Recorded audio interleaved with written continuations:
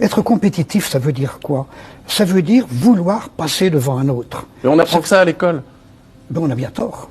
Non, c'est pas ça qu'on apprenait autrefois. Et quels sont les grands personnages qui ont fait avancer la science, qui ont fait avancer la pensée humaine? Ils n'étaient pas compétitifs. Est-ce qu'Einstein était compétitif? Absolument pas. Il se battait contre personne. Il n'avait pas envie d'arriver le premier. Il avait envie de comprendre des choses qu'il n'arrivait pas à comprendre et que les autres croyaient avoir compris, mais il avait bien tort. Eh bien, lui, il se battait contre lui-même.